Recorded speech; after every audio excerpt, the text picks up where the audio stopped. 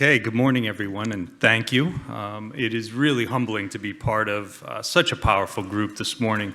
A lot of emotion in those earlier presentations, so thank you. I have, not only am I the director of this school, which we refer to as a therapeutic learning community. If you're in New York State or the States, it's often referred to as a residential treatment center. But I've also been a licensed mental health clinician for close to 30 years. So I have been specifically working with girls and adolescent young women for the last 22 years. So please, if I run out of time for questions, please find me. I can give you 100% guarantee, based on my experience, there is not a comment or question that you can ask me that I will take offense to. I have heard it all at this point. So. I sincerely mean this. I would not be standing here today. We would still be ineffective with our students and families if it wasn't for these individuals and so many more as I have progressed.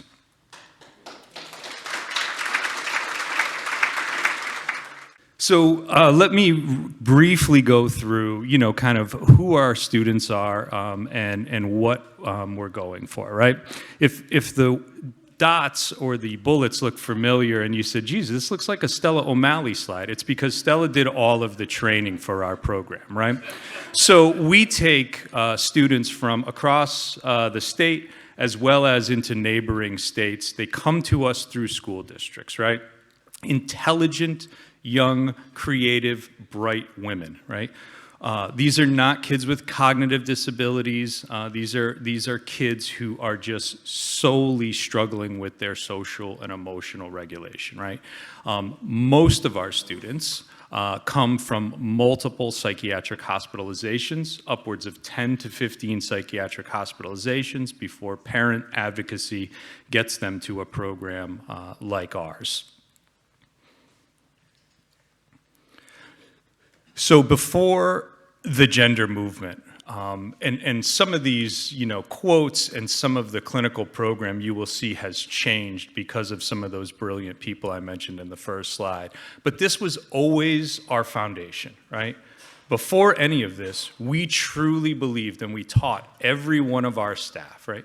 You are going to get paid to respond completely differently to these students and families than anybody in their life always has, right? Because our job is to listen and look for the communicative nature of behavior, right? And we can never forget that there is a fine line between pathologizing the students that come into our program and normal adolescence, right? A lot of the times we see behaviors in our 14, 15, 16-year-old young women that are just normal adolescent behaviors, right? So, and Dr. Mason really laid this out beautifully. What are the goals of adolescence? These are only 4. She had 10 brilliant ones. I'm probably going to take those too. But this is the idea, right? Forget gender, forget whatever the diagnosis that our students come with, right? But here's the idea, right? They're coming to our school, which is only 41 students. We have 28 who are living there, going to school there because of mental health issues. And then we have a certain number of students that come in for our day program as well, right? But the idea here, right, is not only are they trying to figure out who they are, but it also requires all of these higher level processes and navigation that they don't have, right? We know that self-regulation doesn't develop until much later, and yet we're calling on these students, some of them 4.5, 5 hours away from their home, to be in a new program, build friendships, create relationships, especially with staff, and really start to look at who they are as an individual. So here's some of the brilliant young minds. We do a lot with equine therapy, we do a lot with art therapy, and family therapy is the foundation of our program. So you can't get into the Charlton School without at least one family member being involved, because we don't see it as an individual issue, right? This is a family systems issue that got us there. Strenuous activity, goat hiking, if people haven't tried it. If you want to get an adolescent moving, you can argue a lot of the current research out there today. It is next to impossible to poke holes in the benefits of exercise, right? And so we keep our students moving quite a bit. So I'll go right to it. So again, not in response to gender. What we've done is we've really refined kind of the model that we use, but we have always been using the biopsychosocial model, right? George Engel, tried and true, and the idea is it's not one thing, right? You have to look at the whole child. You have to look at the whole family, right? You have to take into account the biological factors that were at play, the psychological factors, the social factors. All of the young women that end up in our program have been in multiple hospitalizations and other placements. The records are inadequate, they are scattered, there's discrepancies all over the place. The father is involved, the father's estranged, it was borderline personality disorder, no, it was actually an anxiety disorder, right? So the benefit that we have is the average length of stay is 18 months, right? So the first thing that we have always done is we slow the whole process down. It's a 6-month biopsychosocial assessment where parents join us as partners in treatment from day one, right? And we're asking grandma, we're asking siblings, we're asking the uncle that has played a huge role, wherever it was. So then we get hit by this wave of gender. So 2016, we had one student of the 41 students on our campus. Parent was brilliant, and we got completely blown away by the move and a lot of pressure from folks at some very big names like NYU. Doctors were involved that were really pushing this 12-year-old young woman towards hormones. And I will admit, we were clueless, right?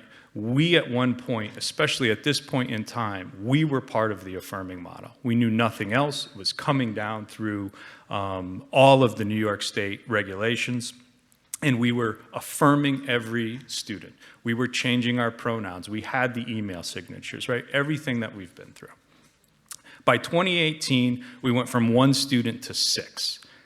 Most of the behavior that we deal with in our young women is self-injury and suicidal ideation, right? So like any student coming to campus, we're always trying to balance, is this student's self-injurious behavior going to impact, the larger student body? Do we have students who have moved beyond and have developed some other self-regulatory skills before we bring that student in, right? We were so far behind the contagion factor, and it was almost impossible to even see it because we were in the middle of it. We were changing documents every day, just like every other school district. Students were changing their names, students were changing their pronouns. The adults in our program were tripping over each other, trying to validate and make sure we got pronouns right and names right? And by 2020, we had 9 students, all convinced, and most of the adults convinced, that gender dysphoria was the cause of their problem. And I promise, fathers, I am going to change this slide, especially after this conference, because really, as Dr. Levine, pointed out, you have such a crucial role. And I see you out there, and we know that it really is parents know best, right? And so we are working to that. But I get it, and I think, and Stella knows this, we led with the mothers because they were the loudest voice, and I think it's like me in a parent conference with my wife, right? We have 3 children, and I don't get a voice in those parent conferences, right? My wife takes over and she, and the teacher's like kind of nodding along, and she goes, and my husband runs a school, tell him. And I'm like, yeah, I got a couple bullet points that I think, might be helpful, right? So it's that's the passion, right? And I think it's all of that attunement and attachment, that we talk about. So we and again, it was COVID, right? So it was a perfect opportunity. I started running Sunday night, parent support groups, if you will. They weren't that. They were parent, really, we were saying, where did we go wrong? How do you feel about this gender? And we had really convinced ourselves that we were asking parents at admission, are you okay with this pronoun change? Are you okay? And when we really listened, right, what we got in this time frame was especially the mothers saying, you didn't listen to us, You were kind of passively listening, but you were saying, yeah, anyway, we're going to kind of continue this and see where it goes, right? So this was really the first time it was impossible for me, at least, and many of the clinicians to really ignore what had been happening here.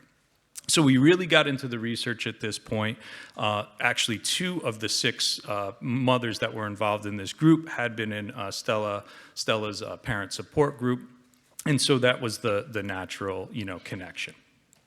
And I'm jumping around a little bit, but then we had, Geta or Therapy first launch that brilliant clinical guide, right? And when that happened, that was a godsend for us, right? It was like, what if we, created our own clinical guide for parents, for students, for our staff that could really help understand this? And, and it hit on all the points, that we wanted.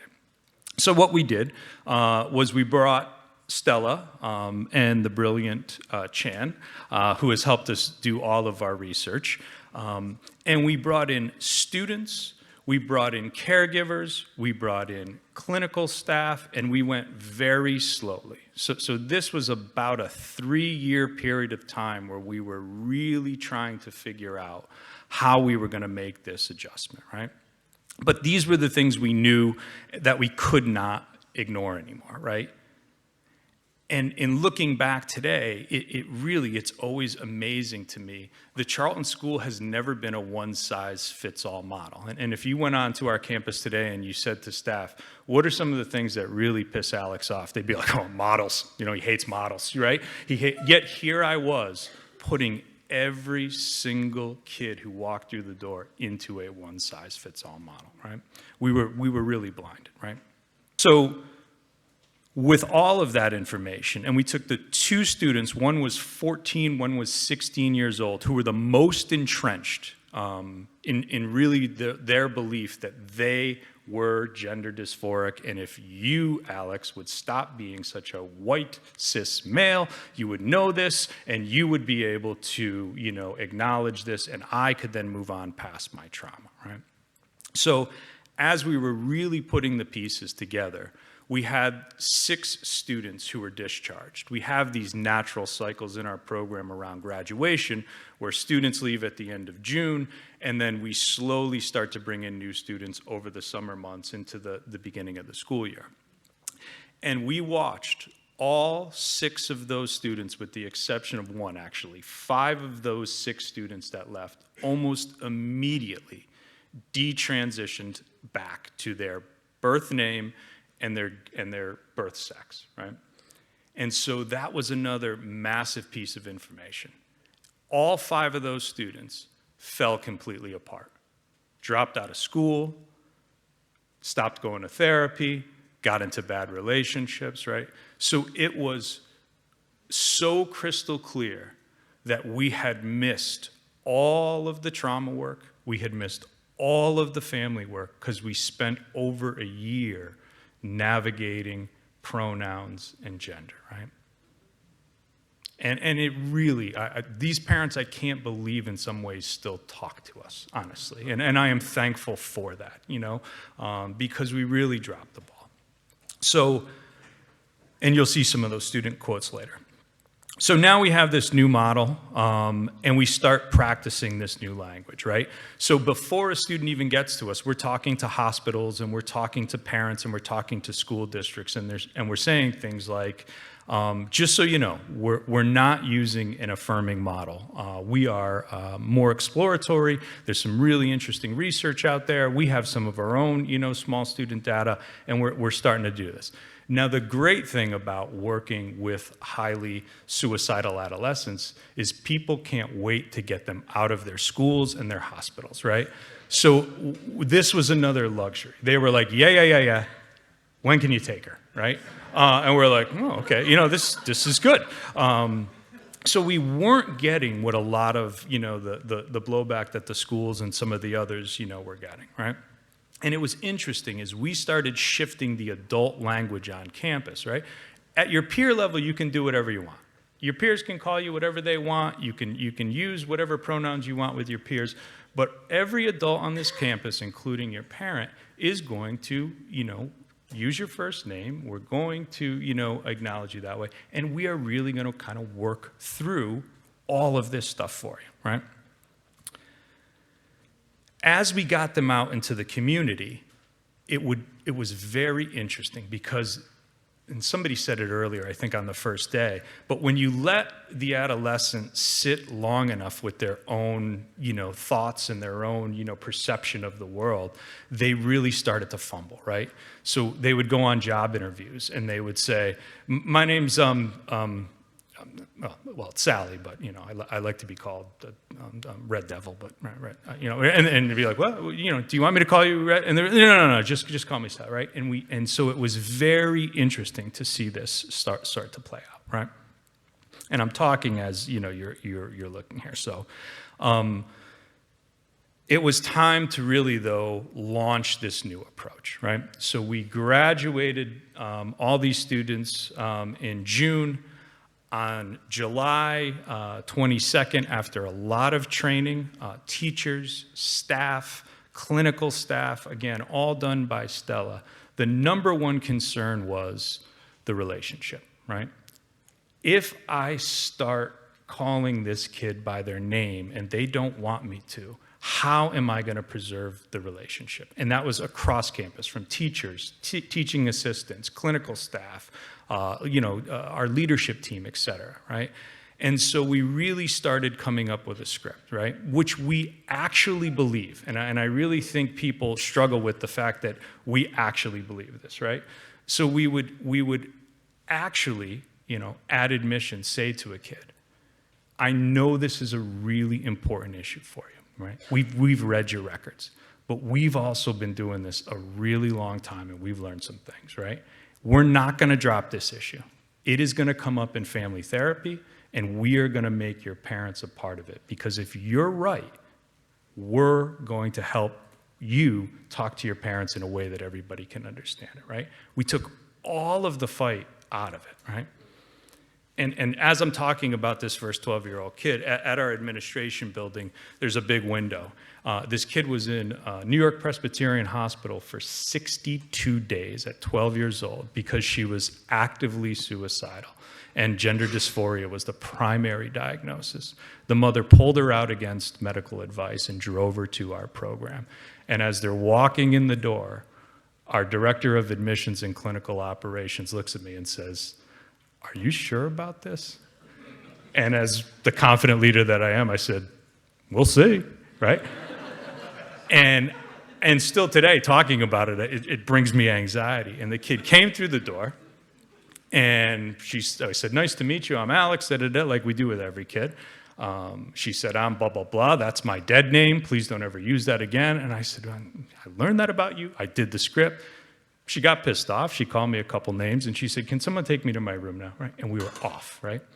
2 weeks later, we never heard a thing about gender, about names, about pronouns. She did develop what I'm not even sure is a clinical diagnosis, but it was a rapid onset Tourette syndrome, where she started swearing at her teachers in math class, and that also then faded away, right?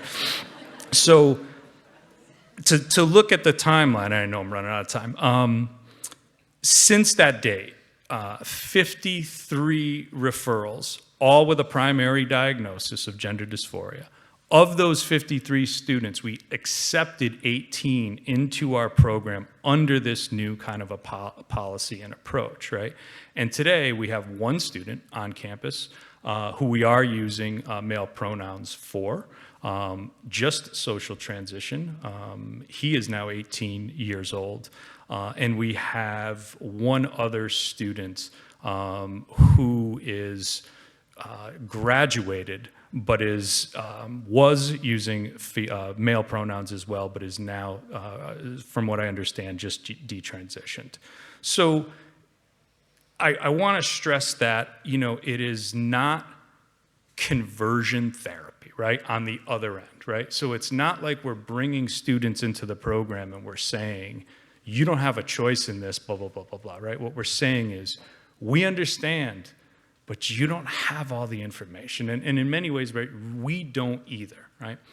The best thing that we did was brought the students into the development of the policy, and we continually bring the students into, because I don't even have to say anything anymore, right? When a new student comes onto campus, the peer culture that has already been to that movie, right, takes over, right? And they say, yeah, nice to meet you, Red Devil. Anyway, blah, blah, blah. And it's slowly becoming, less and less of the focus. And I'll just show you quickly so you can hear it from their own mouths. This was one of the 6 students that we failed and is now kind of back and doing well and calls quite often.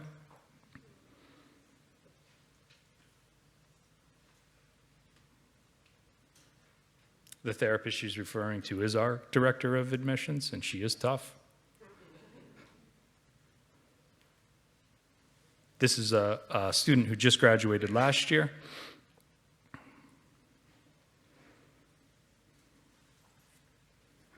And again, why at admission? This is the answer, right? It's too hard to go back, right? And we learned that the hard way, unfortunately. But it is much better to start at admission with, we're going to help you, than it is to allow that, to continue. I probably don't have time for questions, but I really do mean that. Take a few questions? Okay, great.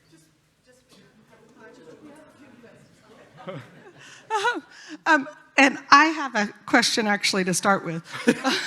Is that fair? I asked permission first. Yeah. I'm a kindergarten teacher in a New England school, in a public school, that every elementary school has a trans pride flag in the lobby. And I'm wondering how to get this very woke school system, or any public woke school system, to wake up and start taking on these a little bit of, we don't have to do all of this, we can pull back, because they're the complete opposite. They're like shoving it down and introducing. And they don't know, honestly. And well, I mean, how do we get this information to them? And I think that's, and we've already had some conversation. I think what we're doing in this very small, part of the state of New York, I really do think has opportunity to get some legs, right? But we have to get the right information out there. Our neighboring school district doesn't know the CAS report exists, right? And so the way that I have been honestly doing it these days is to say, you're actually doing it wrong, right? That was 2015, 2016 guidance, and that is how you're running your district, right? There's all this new, rich, researched evidence out there, and we need to start bringing it into schools, right? I got my first invite to a large program in Albany, New York, about 2 weeks after. So it is slowly starting to happen. Hi, Dottie from Texas. My child is 1, a boy, and 2 is no longer of this age range. However, what I see, and I think a lot of parents here see, because no one stays a minor, is if and when our children do begin to this idea of detransition, how hard it is, et cetera, do you see and have you had anybody approach you interest-wise in developing similar programs that might be therapeutic, that are, post later on in life, for these kids that become ready for recovery, but probably can't do it without therapeutic support?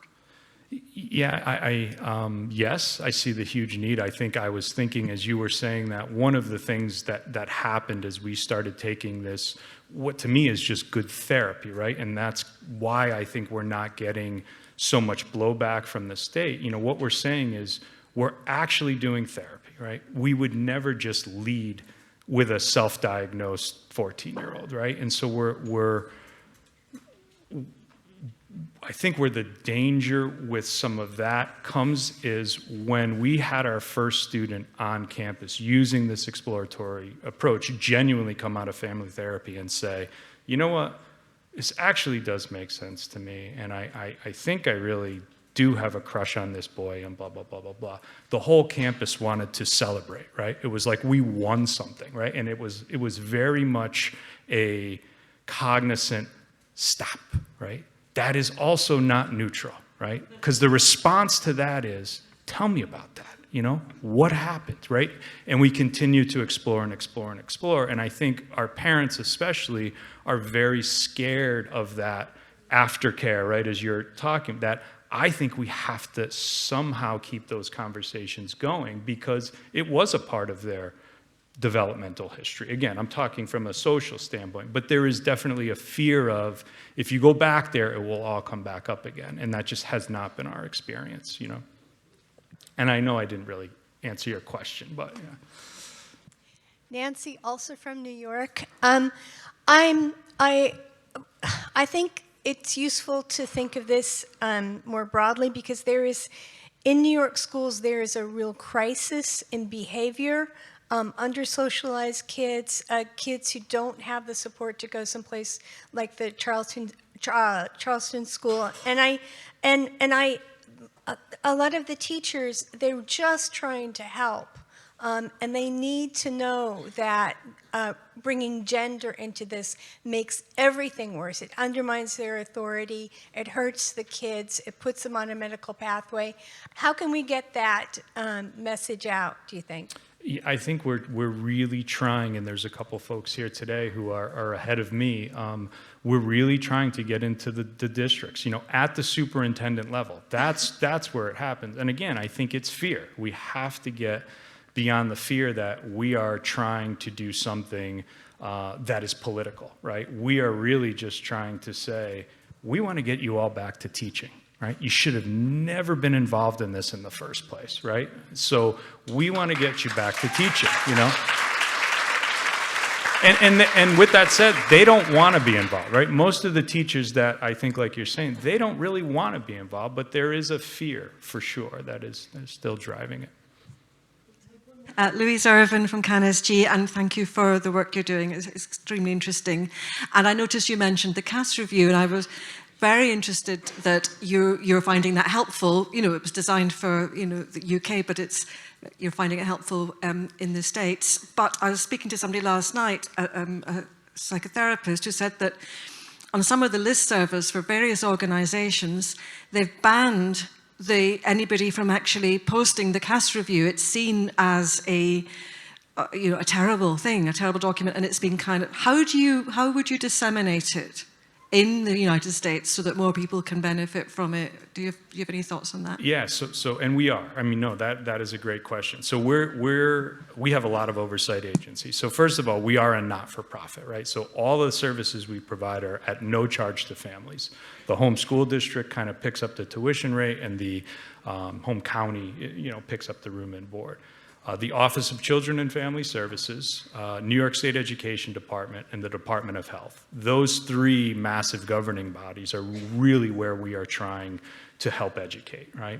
And they really are paying attention. So I have sent the CAS report, the final, to all three of those individuals, and I've actually heard back, you know, from them. There's not, again, movement because I think there's fear, but I think that's how we start to get the word out that this document is truly a neutral, independent review. It is not an attack on trans people. Yeah. Hi, I'm Penny from New Zealand, and I just want to thank you. But my quick question is this a model that is able to be replicated elsewhere, including internationally? 100%. It's so simple. I think that's what's so, is like, the model is, be an objective therapist that holds space and recognizes adolescence is a very confusing time. You know, that's the model. Thank you all.